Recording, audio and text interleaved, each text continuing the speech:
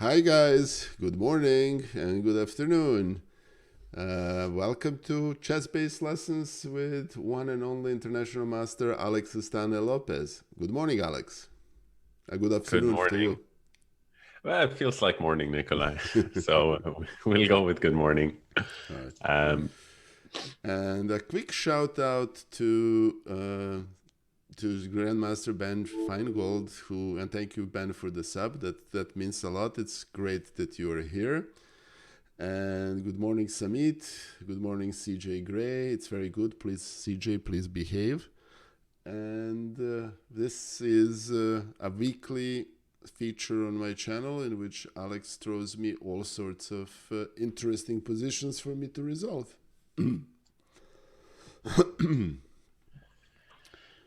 Indeed, just getting set up. So let me actually just grab the chat. I know that I leave the viewer engagement to you, but I still like to be able to read the chat. And yes, and a Okay. quick shout out to Ben Feingold. And I think Ben Feingold is a legend on the Twitch and on YouTube. Please give him a follow. I think most of the people who are part of my community already are also part of Ben's. Also a big shout out to Tommy Shelby, who is streaming, and I hope to see him streaming even more. So a quick shout out to Tommy Shelby. Hello, legend. Hello, smarts guy. Welcome to the stream. It's very good. We are waiting for another session to begin. Alex is preparing, which makes me a little bit nervous. One thing that's No. very funny is, I didn't feel nervous when I was playing a match against Sergei Karyakin. But I feel nervous when Lizzie or Alex start preparing their positions. That's actually more stressful, believe it or not. All right. So, what do we have today, Alex? Yeah, so we're going to continue the series. The barking dog permitting. We're going to carry on this same idea, same concept. It's been working well so far. So we're going to do this at least until the games of the Reykjavik Open are finished, to present a kind of an overview of the level of chess and what decides games in a broad range from about 2000 to 2100 in strength players, all the way up to about 2650 in strength players, and see what are the key moments across them, and sort of the key battlegrounds. Today we actually have an opponent where, let me see, the last time we had an opponent who was about 2150, but he really put us to the test in this position, if you recall, because I had the black pieces. We were looking at it from the black side. Yep. You might recall that I was in very, very serious trouble in this position.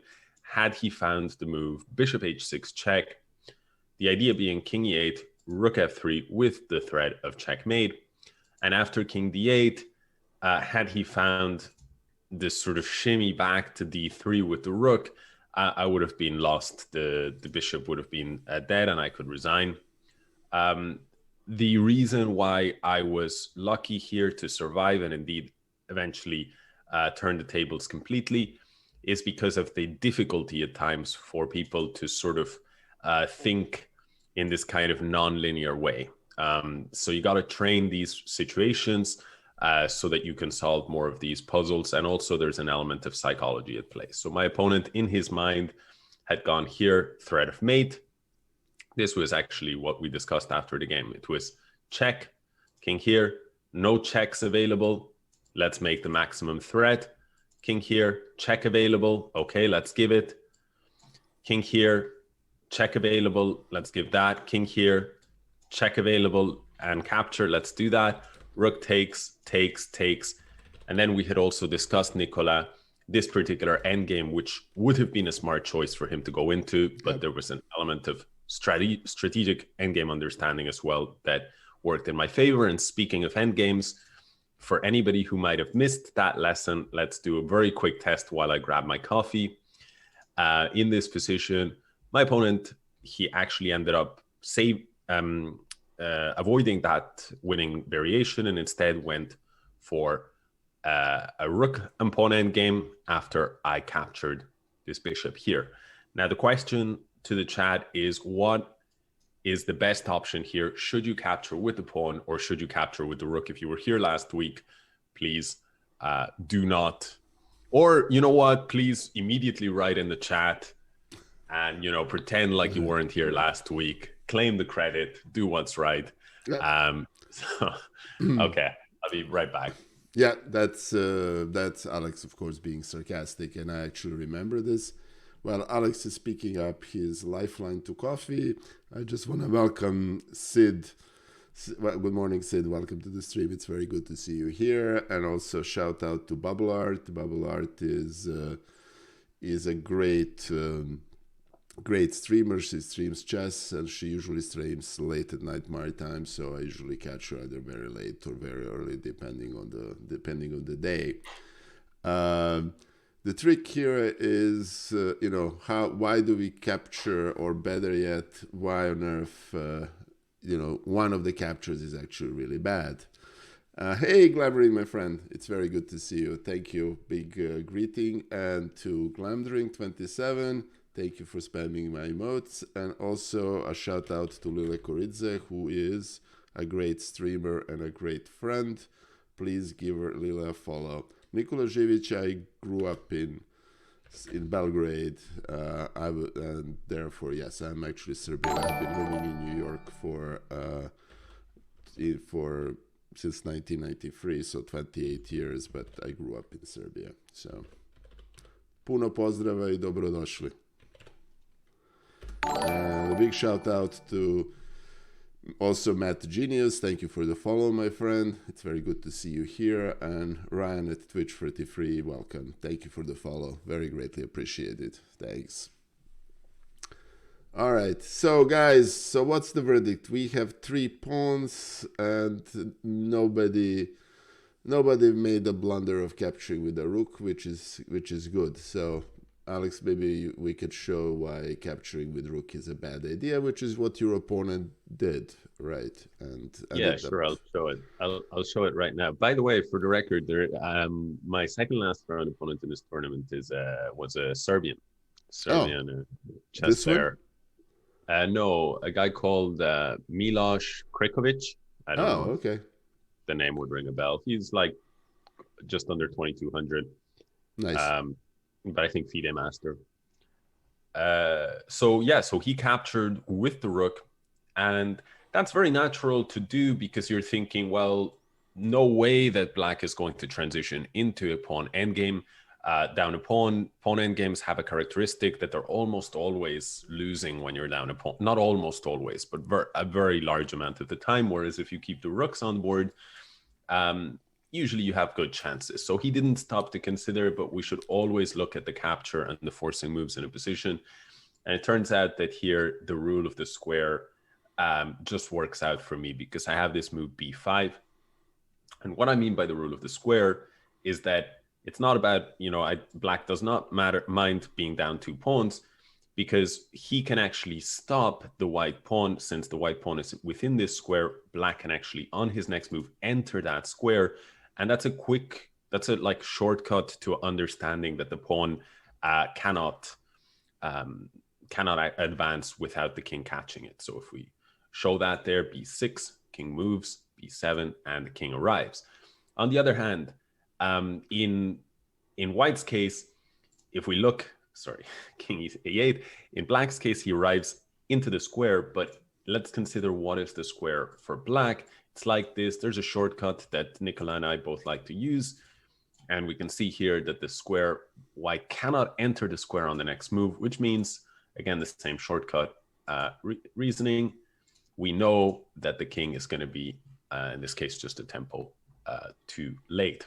Yeah. So, and just a quick greeting to my friend Sleepy Mario. Welcome here. And thank you, Warren Crowder, for joining us. We I got a hydration request. Actually, I do feel like I need to hydrate myself. Shortcut, incidentally, is to basically, I don't know if you guys can see this, is to basically look at the diagonal towards all the way to the back rank.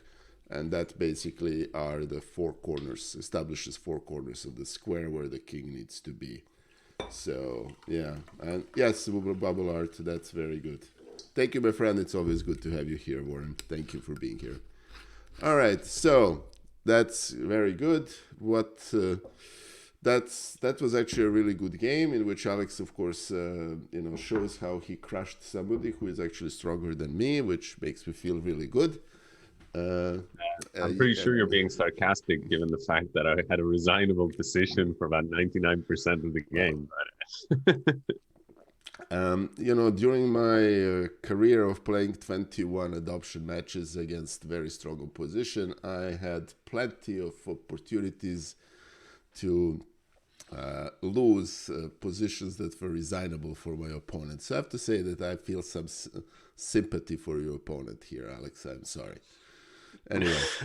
No, it's clear. It's clear that you feel at least a touch of sympathy. Okay, very good.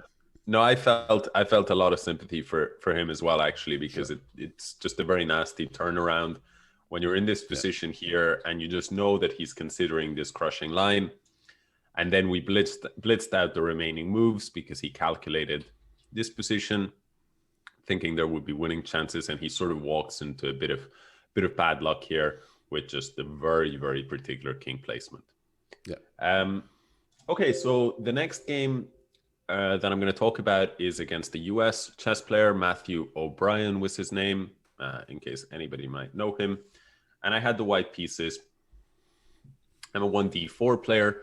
And this particular game is about understanding openings conceptually. I think you call it, Nicola, you say about openings where you have the zen of the position. Yeah. Rather than necessarily knowing all the variations. You understand how the position should be played roughly. And the other thing is just the space advantage and its effects.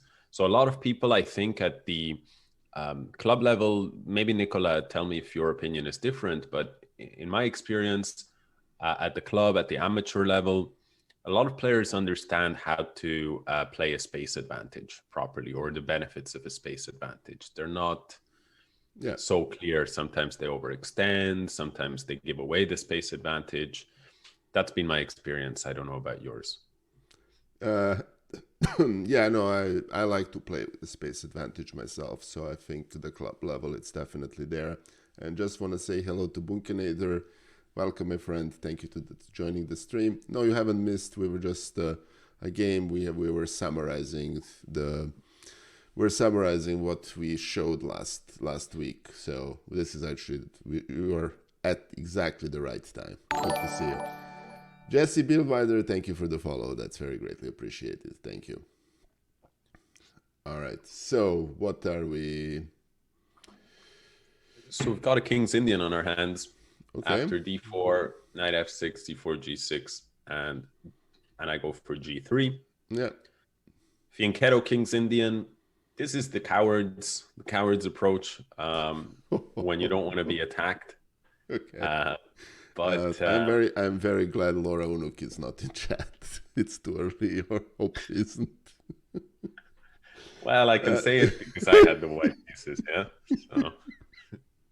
Okay, I played a match with Laura on Sunday, Alex, and she basically every opening we played as black, she played this variation. So it's great. It's a great variation. Okay, I will clip this and I'll send it to her. I promise. For trolling purposes. Yeah. So I've actually I'm actually a very big fan of fianchetto setups against, and in fact I often will go even double fianchetto setups against the King's Indian, and there's a reason for that.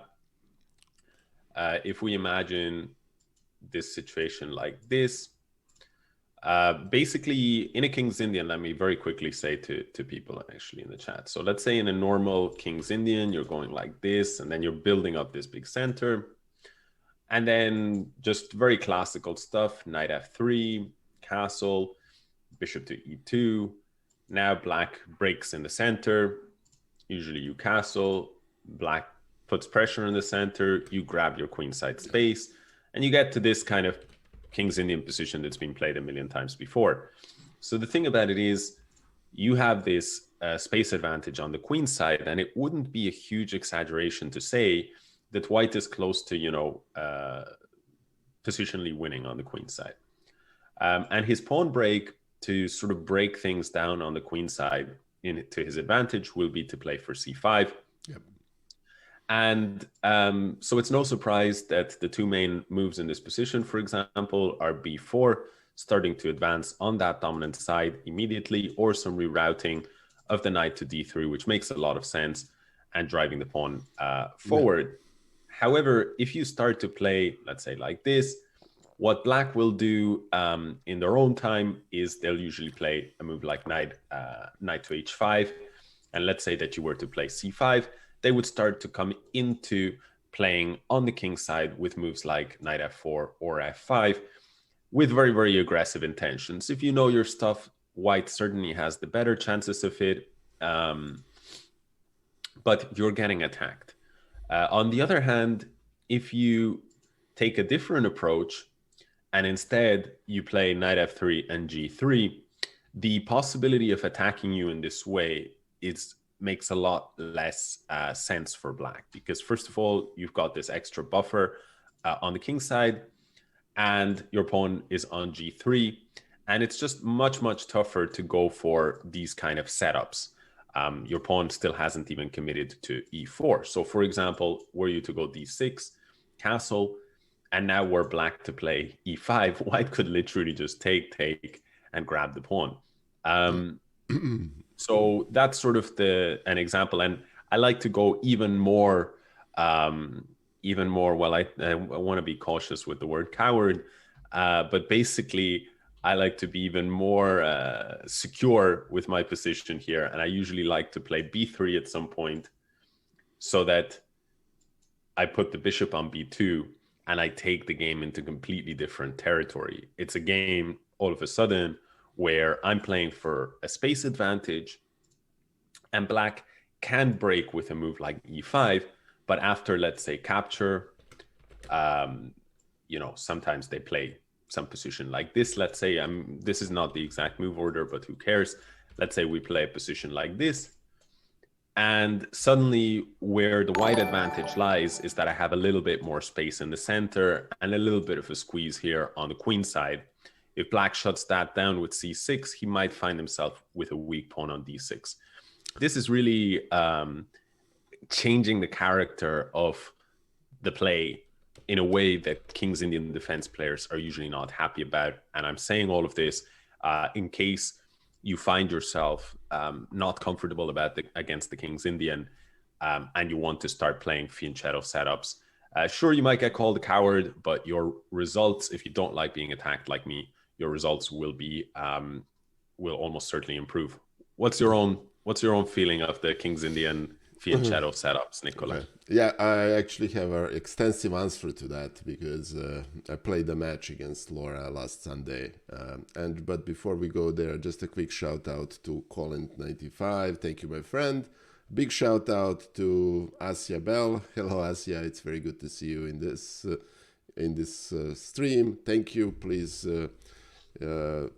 if you already haven't, Asia is Dina Belenkaya's sister. She is in indentured servitude to her sister, so she's streaming under her own channel. She, however, has a very great YouTube channel that you are encouraged to follow. If you just look her up on YouTube, I don't have a command for it. So Asia is great, and I think she actually has a positive score against me, although she's a 1000 player. So huge shout out to Asia. All right, to go back to the G3, it's very Yeah, basically the plan you just outlined earlier with kingside attack no longer works. In other words, in some ways, this is to the idea of from a white standpoint of the Fianchetto variation of King's Indian. And thank you, Rabea 1801. Thank you for the follow. Very greatly appreciated. Is to prevent standard black's plan of kingside attack. And that annoys King's Indian players, of which I'm one of them. However, the way this pans out is that black has a plan with playing knight c6 early, then playing a6 and then b5 at some point, putting the rook on b8 and then playing to neutralize the white bishop. I ended up having very good positions against Laura, and I think the game I won in that match was in Adam's attack, but I had definitely better positions. Anyway, it's an easy way to play against King's Indian, I would say, and that's actually what Laura said too. And Bubble Art, to answer your question about my rating on chess.com is 1915 Blitz. My rapid and classical rating on Lee Chess is somewhere around 2100. So that's about it. Objectively, USCF rating should be somewhere in the 1900 range. So it's always hard to tell. Anyway, and incidentally, Laura also played double Fianchetto. Yeah, and so many times I would go for that. In this particular game, the direction was a little bit different for the next few moves, and then you'll see what happens. I'll note it next time I play this against Laura, since she's not here. So thanks. So all of this is very normal, and now the plan that you were outlining with some kind of a6 possibility is also an option. And white here, for example, can play b3. Then this is what you were saying, rook b8, and if white continues with bishop b2, b5. Yeah. And this is actually quite a challenging, one of the most challenging reactions to white's double Fianchetto setup, because all of a sudden black is threatening to capture this pawn. You cannot capture it back because the bishop is hanging. Certainly a move like rook b1 would lead you into paths you don't want to go down. Bishop on f5, the rook would have to move because you cannot block with e4 because black has two pieces on that square.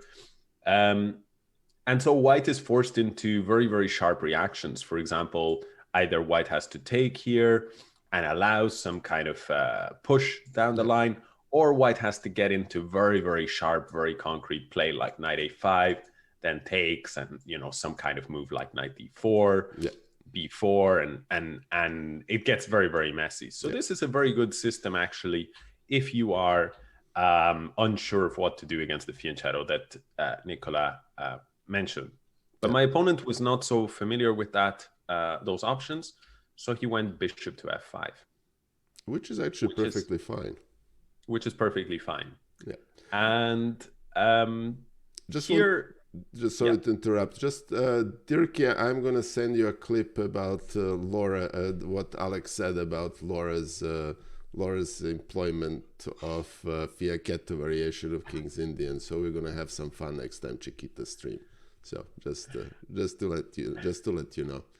And by the way, big shout out to Dirk99, who is a dear friend of mine and a great streamer, great friend. He's single-handedly responsible for one dare that Alessius and Teramo lost a sub battle because he won 2 games. So please welcome Dirk, and obviously Dirk's bad is very, very welcome here. And also he organized, insinuated, instigated, and everything else to my 3 adoption matches against Chiquitas. So anyway, welcome Dirk. Sorry, Alex, go ahead. My bad. But I had to greet Dirk because I actually lost 2 half adoption matches against Chiquitas, so Chiquitas are actually now collectively my mom. I need to ask them for a Ferrari, I think. Anyway, that's a joke for those of you who follow Alexius and Terra Move. You know what this is all about. Anyway, sorry, Alex. Let's continue. I just had to do that. So basically, d5 was my choice of move here. Black put the knight on a5. This is all very normal. By the way, it's very, very interesting. This is a little bit of a side note, but it's extremely interesting. Couple of details about this position. First of all, maybe the most obvious moves is to defend against the pawn is to either drop the knight back or to play b3. But the main line here, this is a move in the position, by the way, and this is a very rare guess.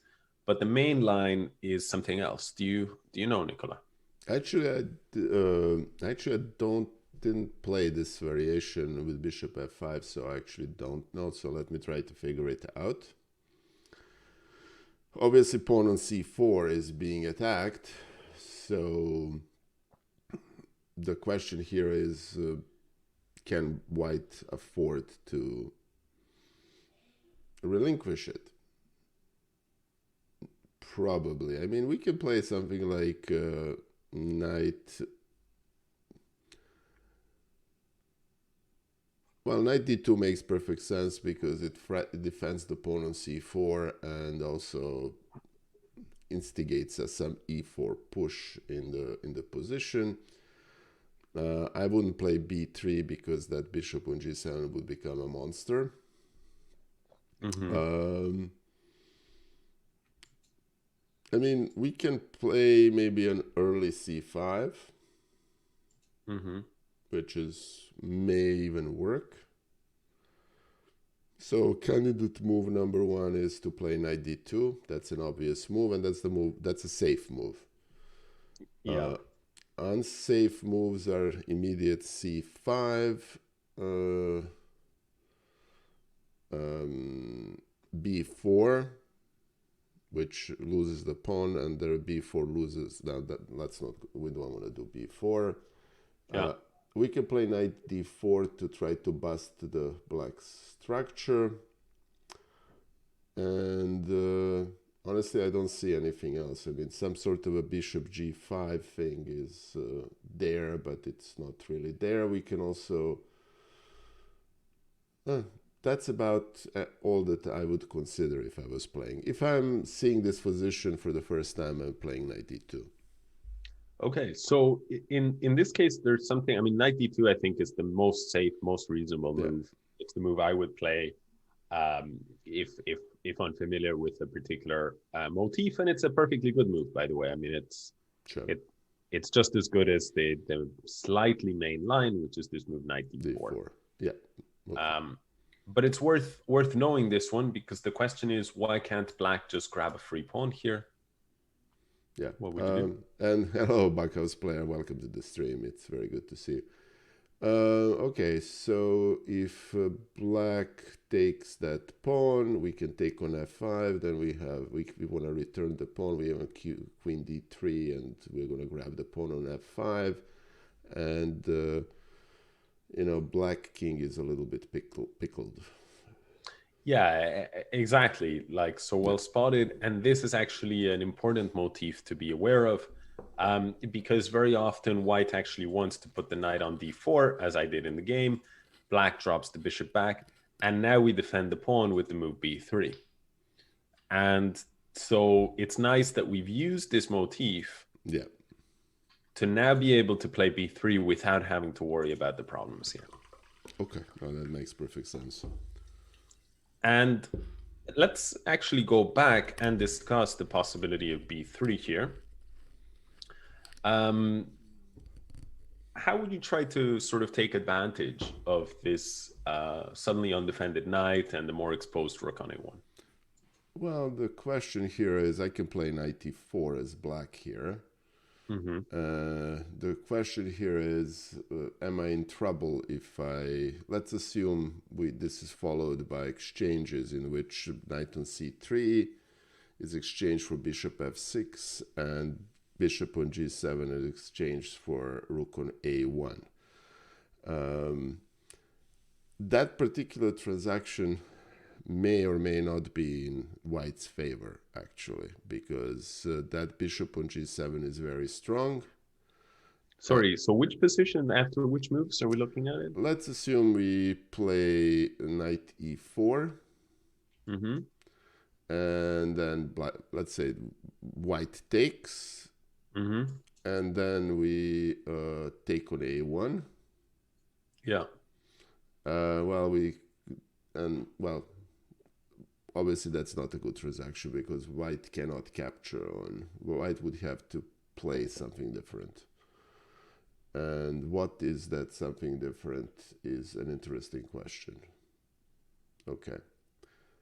I mean, I'm familiar by being a black King's Indian player of the knight e4 motif. That actually looks fairly strong in this position, to be very frank with you.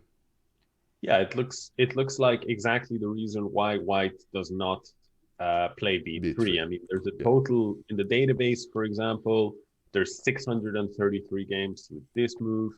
There's 573 with this, and there's 6 games with b3. And I'm quite sure black has a very positive score in them. Yeah, and exactly. And so the reason why b3 has not been played historically is because of the move knight e4. But here's a question for you, Nicola. Why don't I just take here and I have the same idea that your knight is hanging, and if you take back my knight, I can just take this rook. Wouldn't that be even stronger? I can take then, well, if I take it, then my knight is defended on d5, and then I'm going to take it, and I'm going to play, after you take my rook, I'm going to play bishop d2, and I'm attacking the knight and the bishop. So I'm going to Very good. being ahead in that transaction. So very good. Yeah, this is the key detail. After this rook falls, black would be in great shape, but bishop d2, and as they say, loose pieces drop off. So be very careful when you have a bunch of undefended pieces here. Suddenly, white is in command there. And finally, I'm going to share with you actually a little bit of an interesting story about this b3 move, which it goes to show a lot of people think, and Fischer was saying it, 50 years ago or whatever it was, about how opening theory is going to kill chess, and there's no room sort of for developments past a certain point. We haven't really found that to be the case. And in 2020, with the advent of Lila, chess, and all these neural net engines, suddenly we see the move b3 starting to be played. In fact, the first time that we saw this move b3, the first time in the history of this database, was in 2017. So until 2017, nobody was doing this. And suddenly they started to actually play it. And funnily enough, Lila Chess considers it one of the top moves, if not the best move in the position. So I thought that was quite interesting. Like my version of Lila considers this to be very slightly better than knight d4 or knight d2. Which for me, as somebody who studied the white side of this position many years ago with books like Boris Averokh's and stuff like that, came as a real surprise, because we were all taught you do not allow knight e4. And I think, Nicola, you were probably taught from our conversation, it looks like we both went to the same chess school, right? Yeah, that makes sense. Just a quick greeting to my dear friend Brad Rock. Welcome, my friend, to the stream. And yeah, okay, so all right. Oh Jesus, that's actually funny. So what is the line that's actually good for that makes sense here? All right, so we take on e4, we surrender the rook on a1, and now what? Gea de Paco is suggesting queen e1.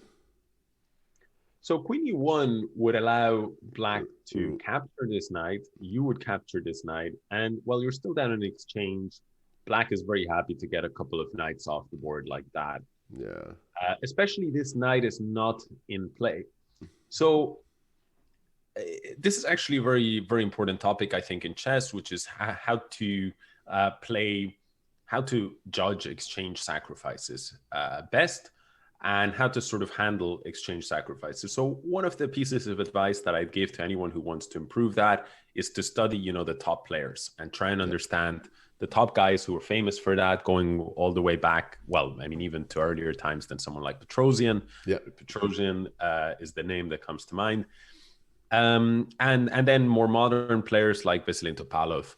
And nowadays, I mean, all the top guys have this gear that they can sacrifice in exchange. No, I think if White was able to collect that bishop on a1, White actually is happy with that exchange sacrifice, because the whole dark square complex on the black king side, and not just king side, is weak, and bishop on g7 is stronger than the rook on a1 objectively. So yeah, so you're exactly right. That's the key to the position. If we notice, black has played this move on g6. So these dark squares are a little bit weak. And so we have to recognize that this bishop is a key piece. So black wants to get that bishop back to g7, and he also is threatening to capture on e4. So how do we put a stop to both? Both taking our knight. Sorry, guys. Bless you. Both taking our knight and capturing on e4. Well, we want to get that bishop on. The whole purpose of this exchange or transaction, as Alex likes to call it, is to get rid of this bishop on a1. So knight d4 is the obvious natural move. We basically force that exchange, and knight on e4 is defended, and now I think if we end up with we basically get rid of a very strong bishop, and if we get rid of both bishops, then we have a bishop pair against the knight on a5 and the rook on a8, and I think we are happy with that. Yeah, exactly. And I mean, basically the knight is out of the game for quite a long time, and the bishop is a very important piece. And funnily enough, there's only one game that has reached this position, which according to the strongest engines in the world today, this is arguably, in their view, this is the best way to play in this very, very, in this position that's been played at grandmaster level thousands upon thousands of times. And this position right here is, according to today's strongest engines, the best way to play for white. And you know how many times this position has been arrived at? Once, right? Twice. Once. And it was in a game in 2019, a humble draw between a 1700 rated player and a 2090 rated player. And that's it. And this is considered best. So for me, that's really interesting, because it just goes to show how much there is to discover. Yes. That even the grandmasters are not aware of this, or at least I'll tell you something else. Actually, they are aware of it, but it just nobody's had a chance to get this trick. That's one thing about engines is it's basically it's a series of counterintuitive moves. But yeah, it makes perfect sense once you see it. Yeah, I don't think it's so counterintuitive, and you figured out actually the rationale behind it quite quickly. Here's a question though: what would you do if you were black? Illich Abraham, thank you for joining. Thank you for the follow, very greatly appreciated. And AccuTops also, thank you for the follow. That's very greatly appreciated. Just a quick program note, because before I start to look how to play this against black, we are approaching the 3,000 follower mark, at which point we are going to have a very special event that I will actually announce tomorrow. So Just a quick program note. So here it's a tough position actually. Problem there is that I mean, we cannot save bishop, or we can try to save bishop on a1, but I'm not sure we can. But how would you try? A good question. We also have a situation that this bishop on a5 really doesn't have any moves. So one potential sequence, and for the record, I'm seeing this position for the first time, so bear with me. I would love to face this problem in an actual game. All right, we can push on c5, which, you know, that's with or without exchanging on e4 first. Yeah, pushing on c5 definitely is a move that makes sense. Yeah. And honestly, Alex, I don't see anything else. So if you're asking me to what move I would make in this position, I'm pushing c5 and hoping for the best. Yeah, so a lot of people, exactly. So this is the c5 is the wrong answer in this position, but it's the right answer. It's the right answer in the sense that I was there was any doubt, guys, that was the wrong answer. Yes. All right. Sure. Yeah. Thanks, Alex. Okay. No, but it's also he likes it too. Look at it. Look at him. It's also the move that I almost certainly would have gone for myself. And so this is kind of the reason why I'm happy is not because, you know, I'm celebrating a mistake from you, but rather because thank you. But rather because it's the move that a lot of players, that I think most players will go for in this position. And the reason is they want to not exchange this bishop for knight, because they reason that bishop is a key defender, and if we give it back, it's going to give compensation for white, which would be true. Yeah, not to mention that you have an immediate problem of what to do with that knight on a5. Yeah, exactly. And so with c5, you're inviting white to capture here, and then black would get the knight back into play. If, on the other hand, white moves his knight somewhere like here, you would bring your bishop back, and you'd be very happy as black. And the only real move that you might stop to think about is knight takes f5, and then pawn takes f5. But this actually looks quite okay for black, because you've got you're keeping your bishop, you are damaging your pawn structure, but at least you're coming with a tempo against this knight. Yeah. So this is how I think a lot of players would play. But it turns out that this position is actually losing for black after white's surprising move, just slow knight g5, and after bishop to g7, we can kind of expose the problem of having done this. What would be the best move here from white? Okay. Well, we can attack that pawn immediately. And we can do it by playing queen d3, queen c2, or bishop h3. Yeah. We can also attack it one more way. Queen c2 or queen d3 would be strong moves. Yeah. And bishop h3 is there too. Bishop h3 also makes sense. But we have one more way. One more way is to... There is one more way. Then okay, what is one more way?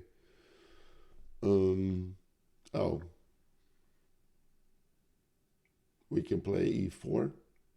Yeah, e4, and now we open up a bunch of lines and of then attack. Queen h5 is trouble. Yeah, it's trouble. So black has to kick out the knight. Knight h3. If black takes, then that bishop lands on e4. And the problem is the only way you're shutting down this diagonal against your king is by playing what move? F5 at some point, right? f5, but the problem is you pretty much never want to play f5 because there is a very nice gaping hole on e6 that knight is exactly, very well posed to take advantage of it. Yeah. yeah, as well as a backward pawn on the semi-open file. So this is positional stuff, weak squares, etc. But here we can see that actually black is in a lot of trouble. Well, he has to play e6, but now after takes, white has achieved this. And incredibly, we are still on move 17, following that game between the 1700 and the 2000 player.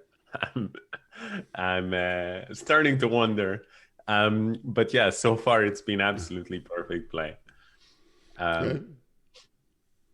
And here in this position after knight f4, objectively speaking, white is considered to be completely winning.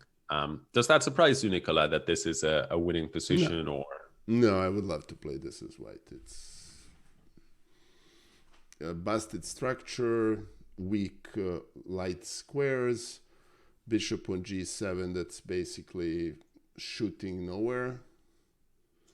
No targets, weak pawn on h6, knight on a5, that's retired to pasture.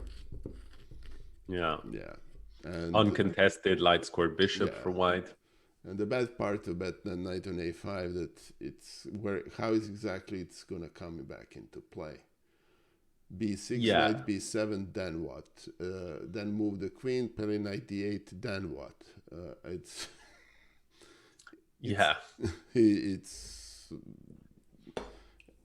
it's about as dim as knight can get. I mean, there's absolutely only one hope for that knight, and that is what structural change? Well, the good old b5.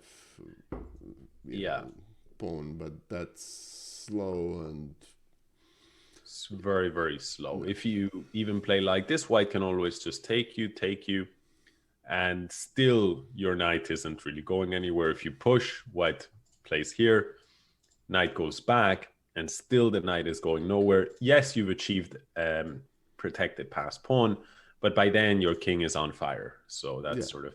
And white can play queen h5. H6 is one move away from being threatened. Bishop h3, gets f5. Ouch. Yeah, I'll play this position as white any day. Yeah, I mean, it's simply crushing. And so what is incredible, like, for example, if I'm seeing this, what I'm thinking about is, you know what? I'm actually, next time that I get this position, I'm going to play b3. And there's one way of looking at chess, and that is just like the pure, like, let's look at the figures and nothing else when you're working with computers. And in this position, for example, the move knight d4 is 0.16 for white, plus 0.16 for those who know what evaluation numbers are like, which is basically roughly equal, right? And this is plus 0.19. So a lot of chess players, they think it doesn't really matter whether I play... Sorry, it doesn't really matter whether I play this move or whether I play this move. But in the human world of chess, the main thing that you should watch out for is trickiness. And you should watch out for, like, what's the move that I can play that is like almost from like a probability perspective, where it's like, what's the probability that he's going to blunder on the next move? And if you play the move knight, or very soon, if you play the move knight d4, it's not that easy for black to blunder. Maybe you could make a mistake from black if you take here, but it's not a huge mistake. This is a bit better for white, but it's something. But on the other hand, if you try the move b3, there's an immediate blunder in play for black. Knight takes d5. Why? Because after you take here, bishop takes rook, bishop comes to d2, and we're getting two pieces for a rook, and black is close to losing. Right. Well, Alex, sorry to interrupt you. Thank you for this, because this is very topical, and nobody clips this, please. because I am playing 5 adoption matches against one and only Alessia Santaramo, whom I'm going to give a shout out in chat. And she was preparing King's Indian to start playing as his new opening against d4. So let me see if I can actually can induce on Sunday, and our match is on Sunday at noon Eastern time. She's gonna have 5 option to adopt me on bullet. So let me see if this can win one of those matches for me. I'm actually very curious. Yeah, I mean, I think the likelihood in a single match tends to be low, in the sense that in this position, this is only the 3rd most popular option.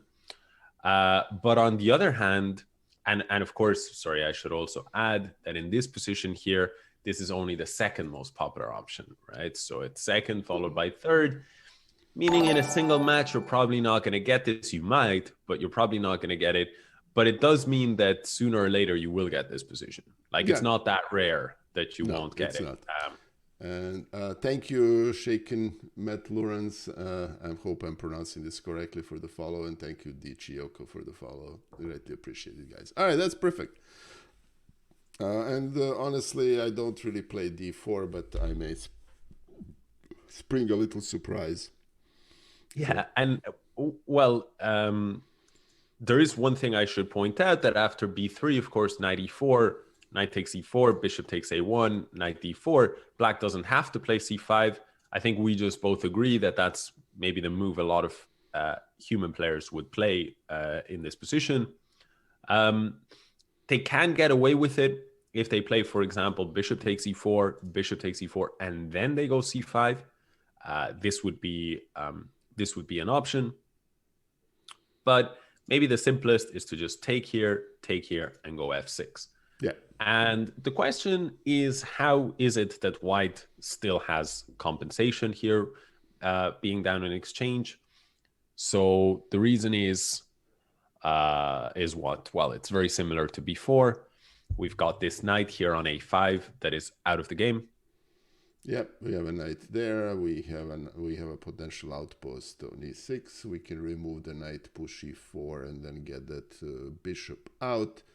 Yeah. And we can at some point even play something along the lines of it's a nice position, and it's a very simple to play. If this is my move, I can play bishop d2, or I can play knight c3. I can even decide that I'm going to be cheeky and play g4, sacrifice the pawn, and just go in for a full attack and then push in. This is just me not thinking about this position very much, but just playing on instinct. Hey, Ferran, me too. Very good to see you. Thank you for joining the stream. Thanks.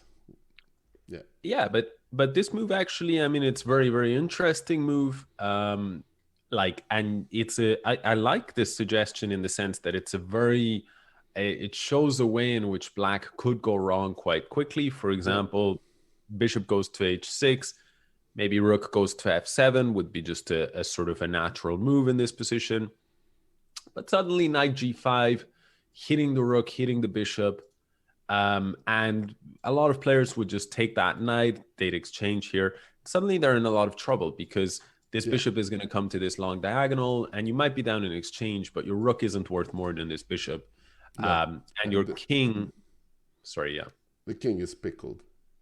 Yeah. And that knight a5 is out to play without any prospects. How is that knight going to come back to play? By b7, d8 to f7, e5. I mean, that's like, what, 7 moves? Yeah, exactly. I mean, it just takes too long to get this knight back into the game. So yeah, the position is definitely in white's favor here. But none of that was played because I was not aware of it at the time. So I went knight to d4. And black dropped the bishop back. So we're following theory, and only now did I play b3. And black, you see, one of the advantages, or at least what they thought, as the white player is, hey, no knight e4 possible now because my knight blocks the way. Yeah. On the other hand, though, it turns out that black can play the move c5 and use time against that knight on d4. So white captures the pawn, and now the black knight returns. White goes bishop to b2. Mm-hmm. What's another typical move in this position, by the way, besides bishop b2? What do you think? For white? Or in fact, let's say in this position, I went ahead and I played this move. Maybe the most common move here is e3. But there's a typical knight move in this position. Yeah, we're talking about knight d5. So actually, yeah, so I should say knight d5 is also very common here. And after knight takes d5, oftentimes white looks for this structure and tries to take advantage of the extra space. In this case, this doesn't actually promise so much, Nicola. Why is that this position is nothing special? No, actually, funny thing is, Lara played knight d5 in a couple of the games, and in a different position, but it's a topical motive. It's very topical, yeah. Yeah, well, because we get to... I mean, let me put it this way. We can even exchange the knights and then play rook c8. And we're in perfect shape. 7 Snowboards, thank you for the follow. Very greatly appreciated. Yes, Colin to 95. I will ask Alex. Colin, it was in a previous position instead of he suggested that we can play. Where is that, Colin? Let me find it. Sorry, my friend. He asked about a line that begins with knight bd7 and then c6 earlier. Like here, right? Knight bd7 here? Yeah, is Colin, if that's the line? Yeah, I think that's what he had in mind. Let me know if I'm wrong, Colin, please. Followed by knight c3 and c6. Yeah. Yeah, I mean, this is absolutely one of the main ways to play. Yeah. One of the main ways to play against the Fiend Shadow setup. It's a very different position. It's a sort of a world of its own. The idea is if white starts to build up this center, black will play e5. And then let's say that white plays b3. Black often will go like rook e8, let's say. White goes ahead and plays something like this. And at some point, black releases the tension and often puts the knight on c5. And this is a very common way to play in the King's Indian defense. You actually see it against a range of move orders. The pawn on c6 makes a lot of sense, controlling key squares on b5 and d5. Sometimes the queen will slot into c7, where it's a good square, controlling d6, controlling f7. And black's idea is to put pressure here on the pawn on e4.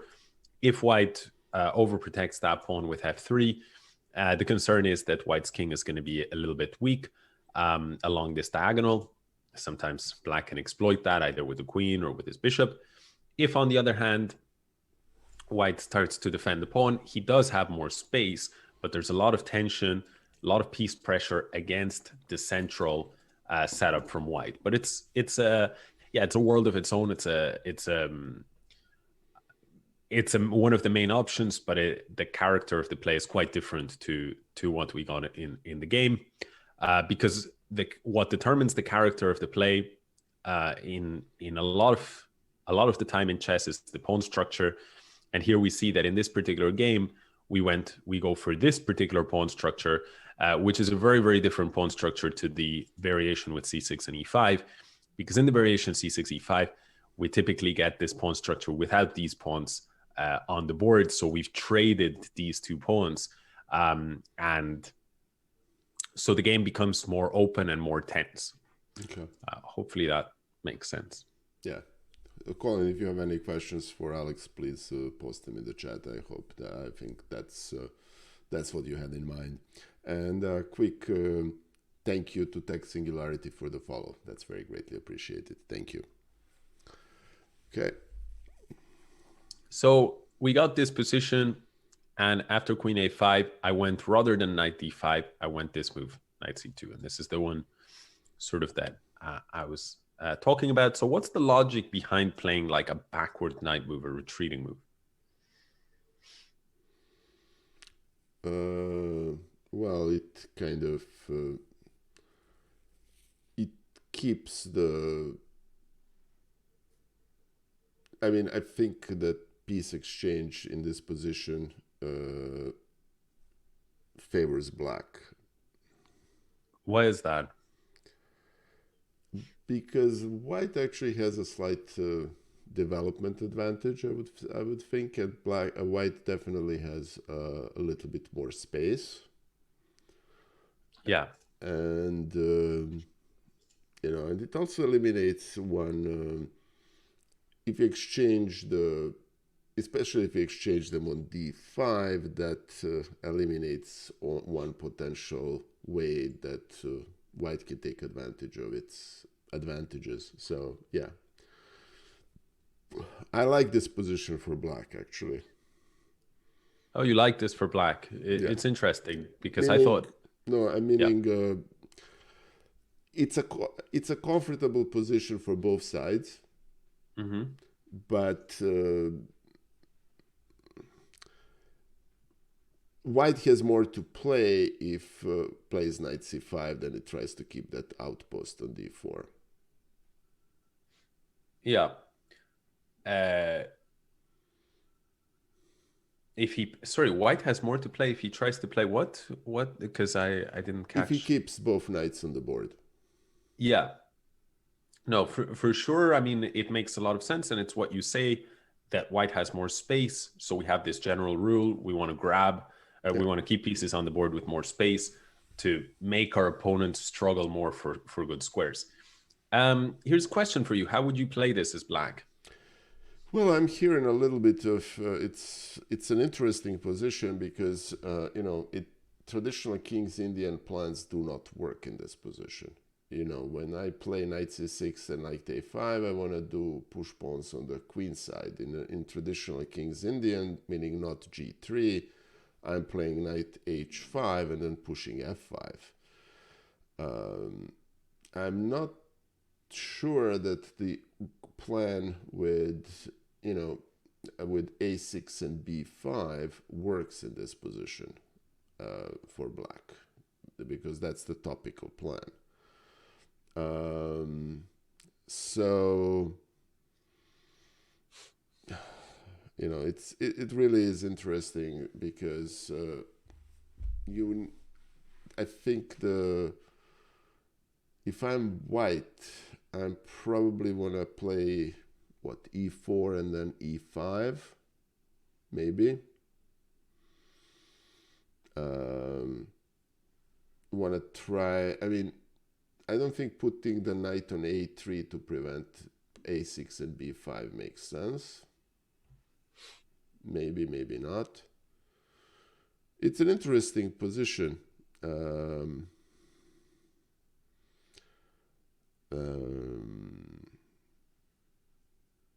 A6, rook b8, b5. If I'm black, that's probably what I would try to play. Not sure how well that works. And then play on the c file. Yeah, so it's really interesting, actually, your answer, because what it shows is you have a very good understanding of the ideas that black should go for. You basically hit the nail on the head. It is two things, like this a6 b5 idea, and then you mentioned, if I understood you correctly, playing on the c file, so maybe some kind of rook over here. And these two things are the way that a lot of the top guys are handling this position, right? Yeah. So for example, you might go rook c8. A6 incidentally is Lila's preferred move, and has been played by Grishuk, so you can't go too far wrong. But yeah, and rook c8 is very human as well, and usually the two plans sort of happen in conjunction. And Nicola, I think what you're demonstrating when you sort of explain about how this is the topical plan is that white's edge lies here.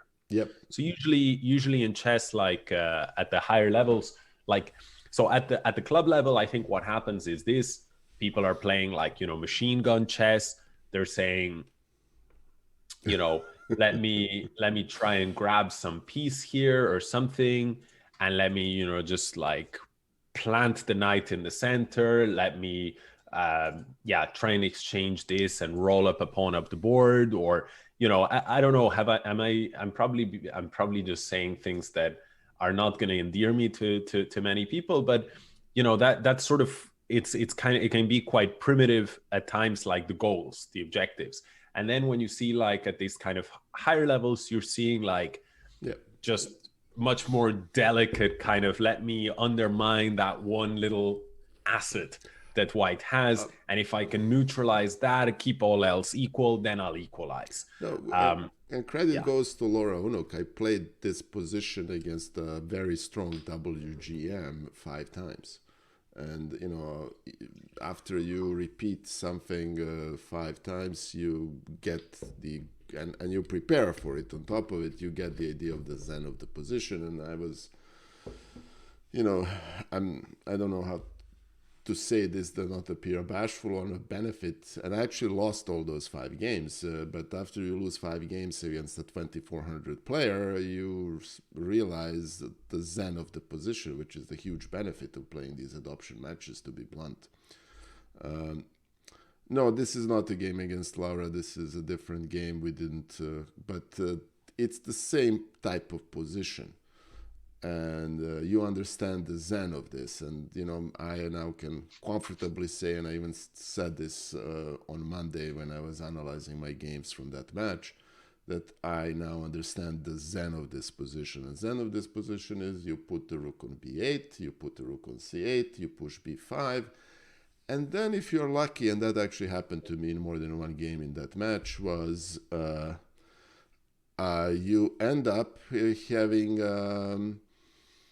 you penetrate with if black can penetrate with its heavy artillery into the white's position, you end up with some easily winnable position. Then, of course, you truly then manage to lose, but that's a separate story. So, yeah, sorry, Alex, that was more long-winded than it should have been. But, yeah, I get this position.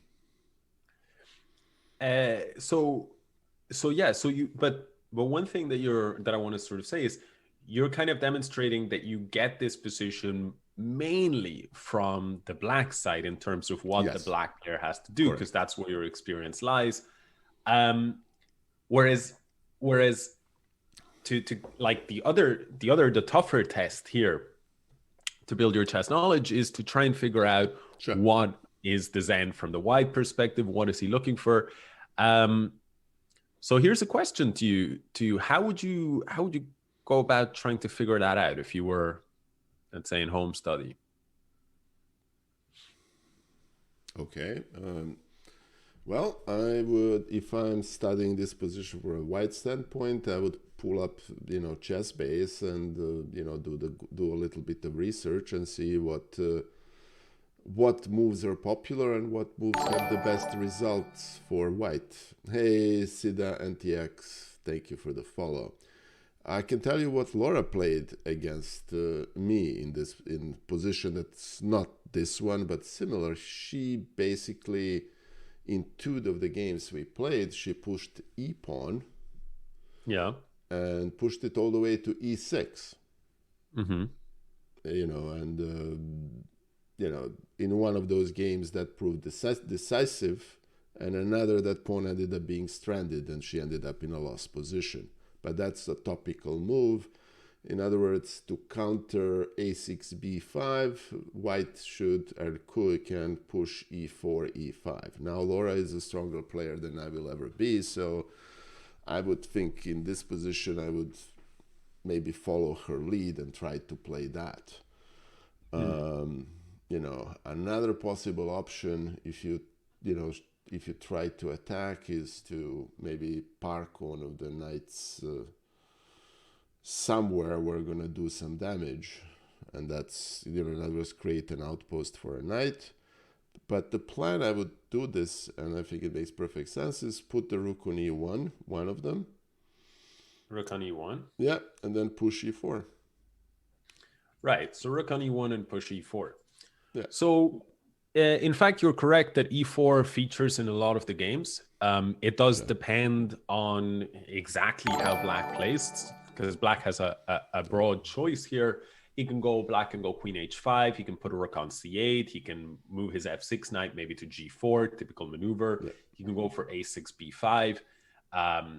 He even has tactical ideas like knight e4. So he's got a lot of things going on in this position.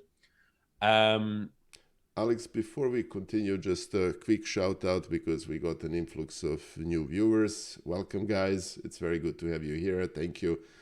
This is a weekly chess-based lesson with International Master Alex Astaneh Lopez on my channel. We do it every week. Actually, next week we have Alex has other obligations, so it's going to be I'm going to try to do chess-based lessons by myself, which is going to be very amusing. But this is every week at 6 a.m. every Friday. So welcome. I hope you enjoyed the stream. This is in which basically Alex tortures me, and I try to survive the torture.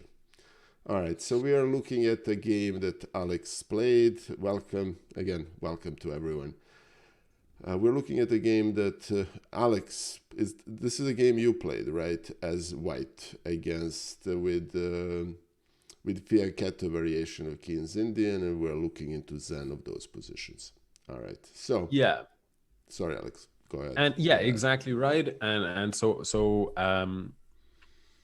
basically in this position, what is going on is that we've been talking a bit about what black's typical plans are, and essentially it's the fact that white has this space advantage here, and black is also well placed to strike with his pieces on the queen side, so it makes a lot of sense to play on the queen side. Makes a lot less sense to start pushing pawns here or push this pawn where your d6 pawn would be weak. So it's by no means the only plan in the position. Black can also drive the queen here, and that's actually what we saw in the game. But these are sort of the core ideas. Yeah. And you basically said the key pawn or key outpost for white is c4, and the same actually applies for d6 for black. In other words, that's the keystone of the whole position from both players' standpoint. So it makes sense to play against the keystone. Yeah, I would sort of qualify that and say that the d6 pawn is a little bit trickier, in my view, for white to chip away at, because e5 is so well controlled. And also c5 is quite well controlled, whereas black in one move can set up the attack. Yeah. So it makes slightly more sense for black to play like that. But the question that we were trying to figure out is, how would you at home try and quickly figure out what white wants to do? What's the most pressing, what's the most like tricky way that black can play, or a precise way that white can play if black essentially just sits and does nothing? So the answer to what would black do if white sits and does nothing is he'd put a rook on c8, he'd go a6, and he'd go b5, and suddenly he's in good shape. Yeah. And you said that more or less in an instant. So here's my question to you. If you had like those three moves, what would you do as white? Okay. So I think we need to counter that plan, and the plan is basically to, play a6, b5, put the rooks on c8 and b8, and then push, and basically play on the queen side. I'm actually asking, no, excuse me, I'm asking something a little bit different. What I'm saying is, if you gave black three moves, that's probably what they do to make progress, if white just sat around and did nothing. But what would white do if he was given three or four moves? What would be his best? Yeah, and it's rather obvious that I'm playing this position more frequently as black than as white. Okay, the problem is, okay, we can counter that plan, And to counter and to counter that plan, I'm just thinking loud, and this is the first time I'm actually looking at this position from that standpoint. I don't think, does it make sense to play a3, b4, and then potentially push c5 at some point? That's one option. Okay, another option is to nail that plan shut by playing a4. Okay, which may or may not have stopped that particular plan, but that's an option. Okay. Mm-hmm. Another option is to proceed with rook e1 and e4, which is a little bit, as Alex said, slow, because e5 is controlled. It would need to be prepared. We may end up, to force it, we may end up having to play f4, which weakens the king quite significantly. So having said all of that,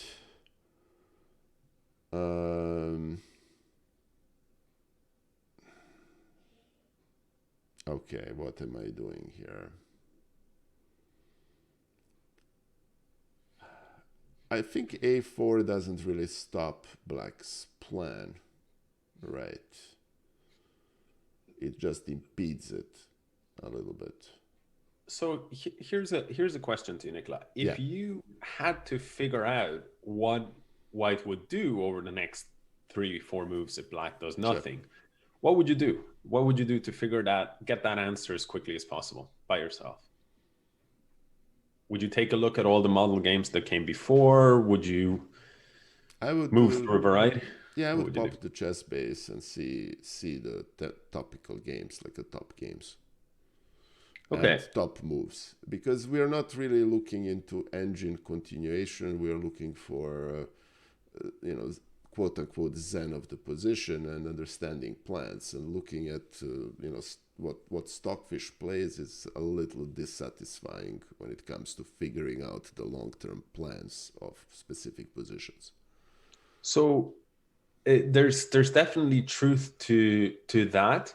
But what I'm curious is if you ever use a technique I personally love to use. So one thing that a lot of people, if they're working on their chess, even on websites like Lead Chess, I know for a fact has it.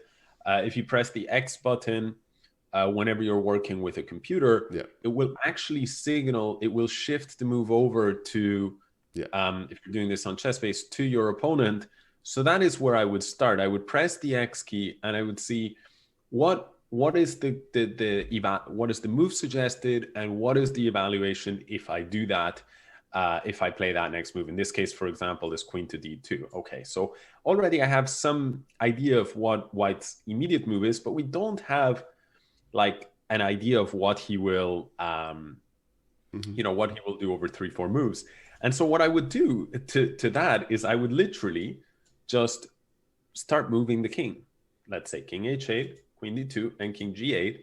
I would try and make a move that just allows me to keep on playing white's plan without actually sort of affecting the black position. So knight here, king here, and then let's say, for example, we will see like rook here, king here, and a3, wait, and b4. And I would stop when it hits a point where the computer is telling me now black is really seriously in trouble. And it's around here that the computer is saying, this position is actually busted. Oh, I'm happy I actually guessed this right. a3, b4 makes sense. Yeah, no, you guessed that, or rather than guessed per se, I think you were familiar with this plan because it's a Maroczy structure plan. Yes. But we get two pieces of information. One is if black does nothing, we now have our default plan. Then we can work backwards from that. We can try and figure out what do we do against deviations from what deviations from that do we need to take depending on what other plans black goes for. And the other thing that we know is how much time can black afford to waste before we're really putting the squeeze on them. So here we realize it's a slow, patient maneuvering game ahead because we're on move 18 with black literally just moving around, his king doing nothing, it's taken us 5 moves before we have like a substantial advantage built up. So you see, like, even with 5 best moves in a row and black wasting time, even then he's not completely lost. He's just much, much worse. But we know that we're in it for a long kind of maneuvering play. So that's the trick that I sort of was curious. Are you using this trick from time to time, Nicola, of just shifting the king around, or not so much? Honest answer is not so much. I'm usually want to look into concrete, but no, that makes perfect sense because this is a long-term strategic plan. So I'm curious about Queen D2, but that's a move that I would like to take a quick look at before I proceed. But yeah, it makes perfect sense, and the structure with Knight C2 is actually topical for Marazzi bind.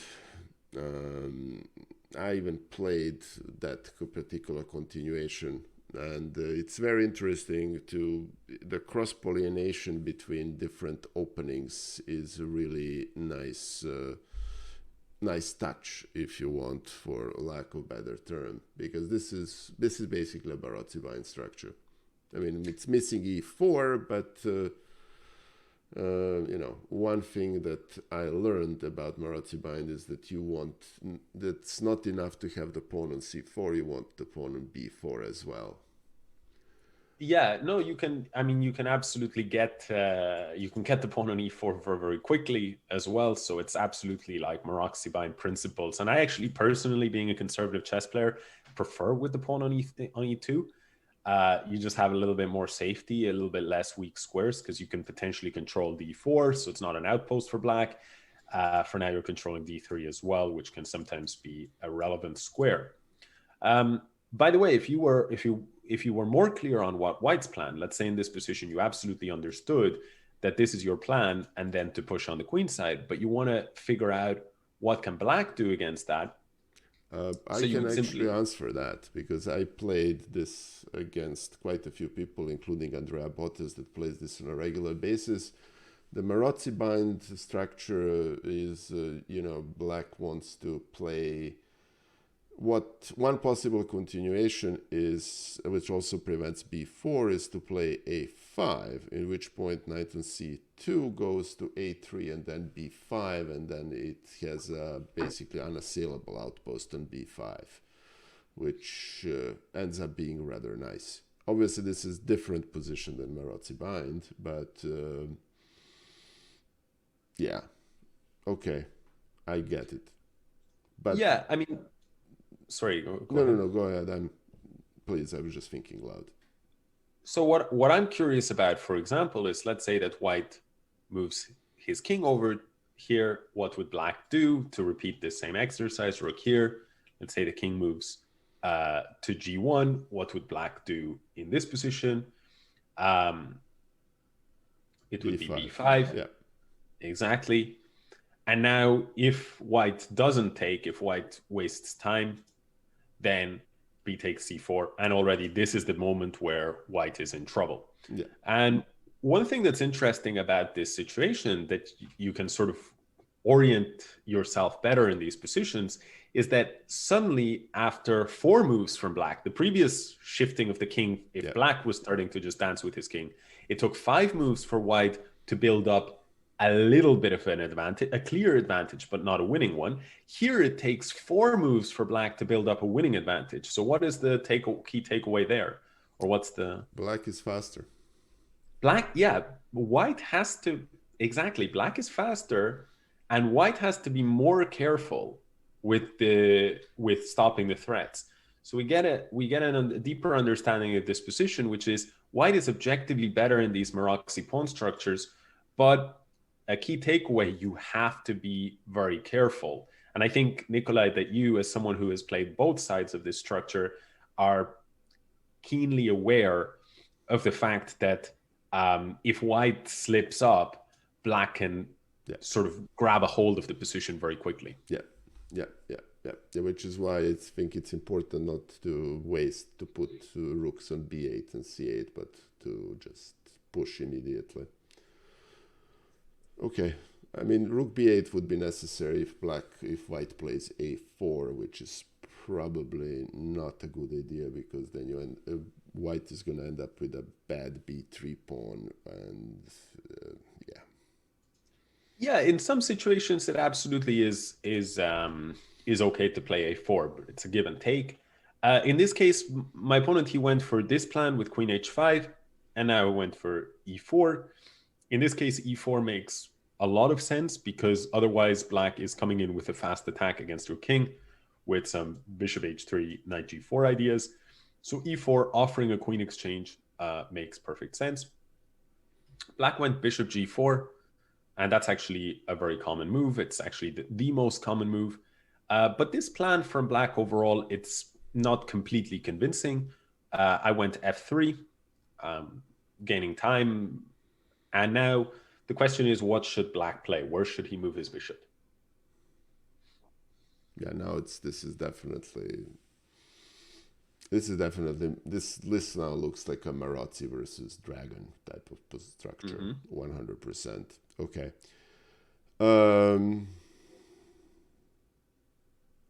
Here is a problem. The problem is if bishop goes to h3, which is a kind of natural move,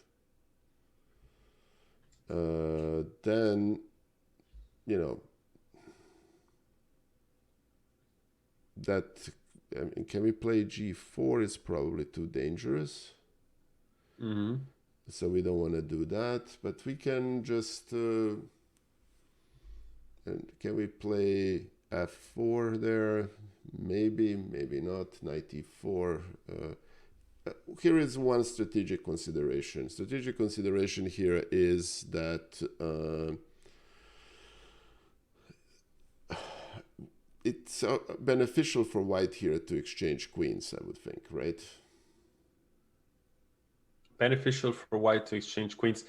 I don't know if beneficial per se. Like, I think it's not an issue. Like, in this position here, if black were to exchange the queens, white would be pretty happy overall because he still has enough pieces where the space matters. The pieces, the pieces are the minor pieces. With all of the minor pieces on the board, that space advantage can be a challenge. So white is open to exchanging queens. Okay. But I wouldn't say it's this huge coup. All right. So what I'm playing in this position, if I'm black, I think I can I afford to play bishop h3? The problem with bishop on h3 is with the pawn on f3 and king on g2, I don't really have much of an attack. And my light square complex has become weak, like e6, d5, and so on and so forth. So if I'm black, I'm probably retreating the bishop. Now, where to retreat the bishop? It probably makes more sense to retreat the bishop to e6, just so we have potential d file for the rook. So yes, I'm returning to e6 or h3. You know, those are the two candidate moves. I just don't like the, you know, white can then play, you know, white can even bishop h3, and then white can just continue to play the normal game. And if we end up with the bishop's exchange or king on g2, I don't see a very effective attack for black in the position, to be honest with you. So I don't like bishop h3. I'm playing bishop e6. Okay. And now Alice is going to say I'm wrong, but okay. So the bad news for you, Nicola, is that my opponent played bishop e6. And this is a weak move. Okay. Very good. Like there was any doubt. Okay. But you actually, I mean, no. So you understood from a strategic perspective that bishop h3 was the desirable move, because you want to follow that general principle of exchanging pieces. And maybe I'm wrong, but my impression is that there were kind of like two reasons why you you shifted away from that and moved to bishop e6. The first one is that you are a little bit concerned, am I potentially missing some idea? For example, after g4, queen h6, white would win with g5 if not for the fact, hitting these two and overloading the queen, if not for the fact that queen takes as a pin, right? So you can see, ways where it's easy to see possibilities where things could turn bad for black. If white had his knight here, knight goes to f4 and black can resign. No, that's a very knight on h6 is not a very good piece. Not to mention that there is possibility of bishop c1, and it's kind of. Yeah. Now, having said that, actually, yeah, bishop c1. Having said that, by the way, this idea I just realized, black is saved by queen c5 check. But nevertheless, it's easy to sort of see ghosts in this position. And the second reason that you sort of shifted towards bishop e6 is because you also wanted to potentially attack. Yeah. And if you get pieces off the board, less attacking chances. But in this case, the biggest thing is you want some pieces off the board. Otherwise, you're going to get quite cramped. So so with bishop h3, we have just a normal position on the board. White will happily exchange these bishops, put his knight on e3, queen on d2, knight on d5 eventually, and try to use his space advantage. But black, in the meantime, he's busy exchanging some pieces, and he hopes, in a sense, he's done this whole operation here just to get rid of the bishops, get rid of a pair of pieces, and then he can actually just start to go back. And let's say we get a position like this. Black can sooner or later now play for a6 and b5, try and chip away at the space, and slowly but surely he gets rid of this bishop, one minor piece off the board. He breaks with b5, less of a space advantage, and he tries to guide the position into some kind of equalish endgame. Guys, just since we got quite a few new viewers, first, very, very welcome to you all. This is a weekly session with one and only international master Astaneh Lopez, who has been my coach for some time, and he is any advantage I made in chess, any advances I made in chess recently, it's basically thanks to Alex. Thank you for being here. If you put exclamation mark Alex, you will have a description of the weekly stream. Also, big shout out to the mod in this channel, a dear friend, Chess Lions, Daniel Davar. He is a great streamer, and give his channel a follow, please. So, anyway. All right, so bishop e6 is then in other words, bishop h3 is to exchange pieces, and continuing the plan is the way to go, right? Exactly. Now, in this case, we've talked a lot in this particular lesson about motifs. Mm-hmm. We spoke about this knight takes e4 idea, knight takes d5. We talked a lot about structural plans, etc. And so this for me, this is the theme of the lesson, like structures and structural motifs and tactical motifs. And here comes another one. So white, in this position, I went for knight d5. And my opponent really can't tolerate this knight here on d5 for too long, because the idea that white has is at some point taking here and damaging the pawn structure. You're going to be forced to take back with the pawn, and then this pawn on d6 is going to be in trouble. So he wanted to get rid of that piece, but there is an issue, it seems, with capturing with the knight. What's the issue there? Well, we will have to interpose the take bishop on g7, because bishop on b2 is undefended. Yeah, and then how would that line continue? Okay, so take on g7, do we have... So is there some sort of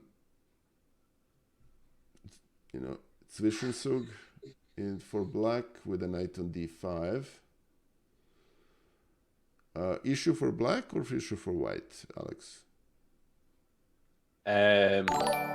So Well, sorry. So what I'm saying is, like, in this position, black wanted to get rid of this knight. He had two options to play with the bishop or with the knight.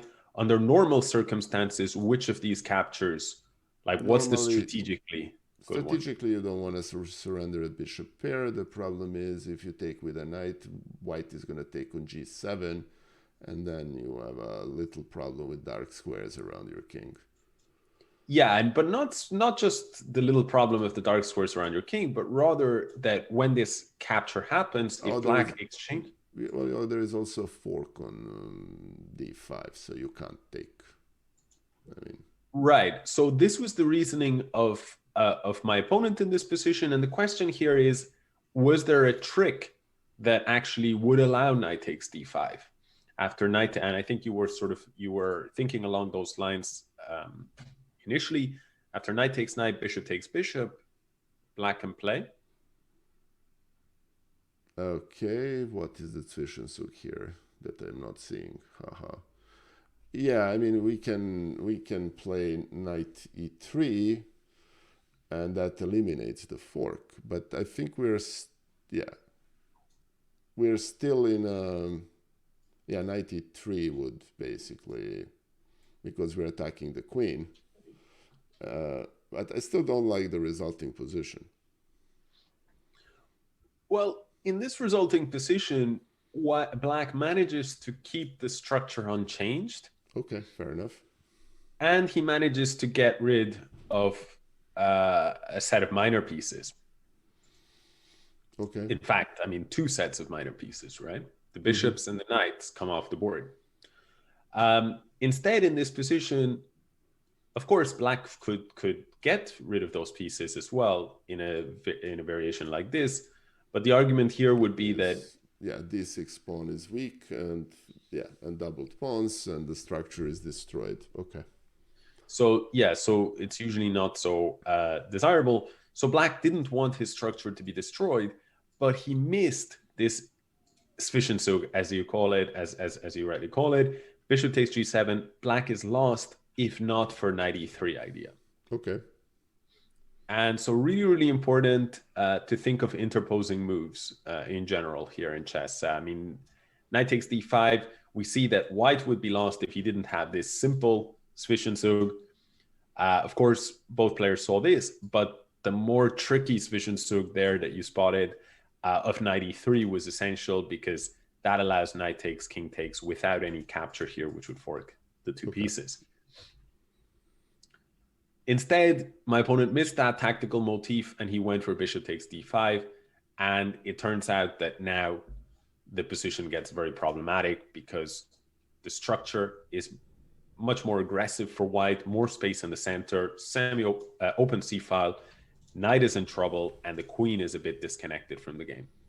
And we see that missing that Zwischenzug basically was the beginning of the end, in the sense that my opponent now went knight e5, I centralized my bishop, and now he went g5 because he was feeling a bit claustrophobic with this queen stuck on the king side. He went g5. What square does that leave very weak? f5. f5. So knight to e3. Yep, which knight can reach. e6. My opponent did not like because of variations such as this, and he was worried about his damaged pawn structure. Incidentally, this would have actually given him a lot better chances, but we will talk about, this would require quite a rich understanding of pawn structures and doubled pawn structures like this. But in its simplest form, the thing about it is that the bishop is not permanently locked behind its pawns because it can go this way. Well, close enough this way. And these pawns turn out to not be so bad because of what, Nicola? Because they control, central squares, like exactly f5 and d5, and those pawns doubled on e-file can be fairly strong controlling center. Just a quick answer to Zlitatu, who has just joined the stream. Alex is international master and former Irish champion. He's my coach. My name is Nicola, and my Elo, I never actually played a federated game in my life, but my estimated strength is somewhere between 1900 and 2000, and Alex is trying to make me play better. So that's, I hope that answers your question. Hey, ADF Clomnid, thank you for the follow. Very greatly appreciated. And First of Equal and Abu Knight 62, thank you for the follow again. And Chess Cow Warrior, thank you for the follow. Very greatly appreciated. Sorry, Alex. No. It's very hard to play e6 here for black. It's in a way counterintuitive because you either end up with a double e pawns or a weak pawn on d6. Yeah, but the problem is, like, sooner or later you're going to be in trouble anyway. Like black, for example, went for g4 instead, but once the knight lands there, you can't keep the knight forever on that square. So now my opponent was like, okay, I have to get rid of this knight. He went for e6. But now once he plays e6, which color of squares does he strengthen? He strengthens the light squares. But which color does he weaken? The dark squares. The dark. So now very tempting move is to grab this guy. Grab the knight and take advantage. Grab the bishop, and grabbing that bishop for a knight is hugely beneficial for white, obviously, because... It's huge because of this guy, right? Yes. Hey, so what's the natural way? Mafia, thank you for the follow. Sorry, Alex. Yeah. Sorry, what's the natural way to keep going in this position? For black? For white, after he's just taken here, and now it's white to play. Keep in mind, I mean, there's a few good moves, but... No, I can even take on g4, right? No, I don't. Yeah, that's one of the best moves in the position. Yeah, I can even take... Yeah. Exactly, pawn to be wild. It's all right, but we can even play f4 here, and Yeah, f4 was what I went for. Yeah, taking on g4 was move than taking. Yes. Yeah, taking on g4 actually was almost what I played. Ultimately this also wins. It has some nice tricks, by the way. For example, if knight takes g4.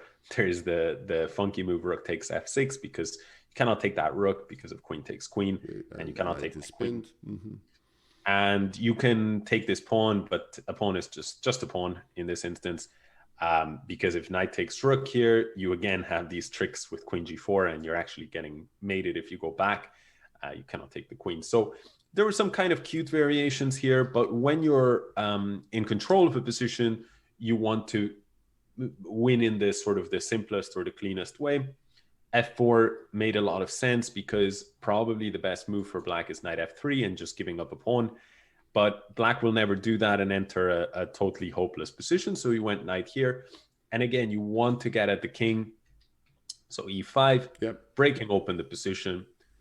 Knight takes d5. What else to do? If you take this way, then white is simply going to take, and you return to the same problems, because if you take this pawn here, again, rook takes f6 ideas are possible, but queen e2, and we see the result of white's aggressive play with the pawn pushes on the dark squares. He first won the bishop on g7, then he started pushing the pawns, and you've got this horrible lineup here of the black pieces. So black did not, sort of take this pawn, but rather he took this pawn immediately. And now is sort of a very common phenomenon in chess, which is you get a winning position, you find some accurate moves, and at some point you've got to just calculate your way to sort of to the finish line. So here there was a kind of nice calculation sequence. I'm going to rush through it just a small bit. I want to show the end of the game, but I have to go in like 4 minutes, 3 minutes. So I'm just going to show how you would solve these problems. The first thing you would look for is checks in the position. So you would consider to capture this pawn. And after checks, that, by the way, is actually the best move, is to take here king g8 and go queen d2. this is the best way to play according to the computer. But if you're a human, like this is unlikely to be a very attractive sequence unless you see something more direct and more forcing. So the human line here is bishop takes d5. It's the second best option. And the point here is that after pawn takes d5, there's nothing else really that black can do. This does not change things in black's favor because all it does is open up more lines with the D and F file suddenly being more open. So takes on d5. Now we look for the checks. In this case, it's a check with a threat. Black is forced to play knight f6. And now we look for the biggest threat or the checks. We have this check. We have no capture. That's good besides this. So we look for a big threat. Rook goes to e8. Now we look for checks. Bishop takes f6. King takes f6. And we look again for checks. Queen b4. And it turns out that this position is completely losing. My opponent didn't put up the most resistance. He went king g6. And after f5 check, king h6 is the only good square. And then another check, he resigned. Ouch. However, I want to show sort of a couple of nice lines here. One is if he takes this pawn. If he takes this pawn, we can actually go rook e1 check. Rook e1 check here. If he goes king f8, we've got queen h8 and mate. If he goes king d8, we've got takes on e8, takes on e8. And queen h8. And skewer. And if he goes to d7 here, we've got queen a4 check, and there is no way for this rook to be safe. And he's losing the rook. Yep, makes sense. Yeah. The final move is, well, he can also go king f5, but king f5 will lose to takes. King here, and f5. Check. Exactly. And after king here, check, king here. And what's sort of cute about this position is even if you were to exchange the queens, this structure, this pawn is so strong, you can just win in this fashion. And the very, very last variation is after this check, had he gone to e6. In this case, you can go, I think the best is even rook a1. Mm-hmm. King goes to d7, check. And the rook is, and then it's trouble for the, and then rook c1. King goes to c7, check, exactly. King goes here. And now what was the variation? We can play queen b4, right? I believe it's queen b4 check. Yeah. And white is simply winning with rook c7, and the black queen is completely out of the game here. And there is no way that you're going to save your king with something like b6. We can see the threat is mate immediately. If you do something like, I don't know, rook to b8 here, white actually even has time to bring pieces into the game. So it's a nice little sequence. For example, let's say that black in this position were to try and bring his queen back. We would see, among other things, check, check, takes, and queen c6. Takes, and king here, and check, check. And I'm probably not being too efficient with this, but this Can't you just take rook after queens when, instead of here, queen c6? Oh, queen c6, rook takes a7, and rook a4 says mate. That's fast. Nicola has the last laugh in this particular session. All right. A big shout out to my dear friend CJ Gray, who definitely did behave, and thank you, CJ. It's always good to see you. Please give CJ a follow. She plays chess and Among Us. She's a great streamer and a friend. We want to see her. And yes, Jordi Bridgman, I do have a CCIE. I got my CCIE back in 2004. My number is 12888. Okay. So I got a dash because in 2 minutes I've got a meeting. But basically, just to wrap this up in like 15 seconds, it was a King's Indian. We had some really, really interesting discussion, including this novelty of sorts or near novelty b3. It has been played by like a 1700, the best play, but 1700 rated players, you know, the grandmasters, they're stealing the novelties from them and they don't credit them. And they just say, well, that guy just got lucky. And that's actually true. That's how they do it. It's a ruthless world in chess. So grandmasters, you'll see in a book in the future, some strong grandmaster will talk about this b3 knight exchange sacrifice, because, you know, Grishuk played it in 2023, and it'll be known as the Grishuk Gambit or something like that. And the poor guy who played it before will never get credited. Yep. So we talked about that. We talked about the different motifs in this particular position. And then we eventually, we also talked about this idea of shifting the king around to understand what exactly is White's plan. We knew that Black's plan is to play like this. We understood that White's plan from the shimmying around experiment is to play like this, which you already kind of were familiar with these ideas because it's a Maroczy bind, typical Maroczy bind plan. We also understood that Black's plans are easier to execute, or faster to execute rather.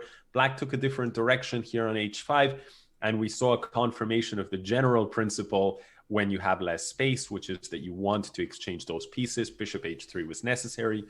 My opponent, he went a little bit wrong with bishop e6.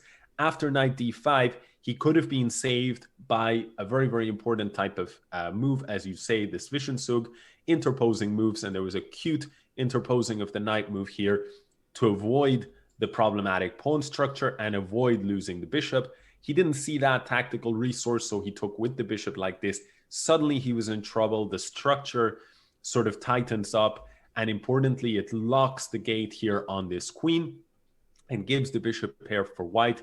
Black placed the knight on e5, but eventually felt a little bit claustrophobic with his queen having no squares. He tried to activate the queen by going here and maybe getting some aggressive intentions. Yep. But he gave up the f5 square, a very dangerous square to give up. The light squares, knight goes to e3, and then knight goes to f5. And now that bishop has been won. And as a result, the position cannot be saved. The defense of the king cannot be sort of engineered. Then you crack open the position with that bishop pair and with the initiative and attack and some calculation to end the game. And that 15-second review actually took me 3 minutes because I have a problem with speaking. So, Nicola, go. I gotta crash. Go. All right, guys. Right. Thank you very much. Sleepy Mario CCI is it's a very, very high value Cisco certification. It's their highest certification, and Gentoo Hypervisor is more difficult than anything else. I'm gonna end the stream so Alex can go. And let me just start a new meeting, and I'm going to adjust the camera. Hey, Bangtown, California, thank you for the huge cheer. That's very greatly appreciated. Let me just adjust my layout real quick so we can... Right, let me hide this. Oops, no, that's not what I wanted to hide. Okay, so Alex disconnected us. All right, guys, let me just make sure that you guys at least can see me before we leave. Alex was hosting Chessbase, so I don't have anything to show on the main screen. Bear with me. I'm going to send you away on a raid. So whom should we raid, guys? Let me know. Let's see who is streaming right now. Let me just take a quick peek. All right, let's see here. All right, who is streaming right now is actually Chiquitas are streaming right now, so I'm gonna send you over to Chiquitas. Kick shout out to them, and let's send them over real quick. Let's see, where is my thing? Come on, blah, blah. All right, raid, Chiquitas. Very nice. Chiquitas are 3 ladies from Slovenia who basically it's Lara Unuk, Teja Vidic, and Lara Janžev. I played matches against all 3 of them. Please give them a shout and follow. They're great ladies and great friends. I am sending you guys over, and thank you again, Bangtown, California. Thank you for everybody for being here. I will see you guys very, very soon. Tomorrow at 9 a.m. there is another edition on Open Film Media Cash Prizes Arena. I will see you guys soon. Bye.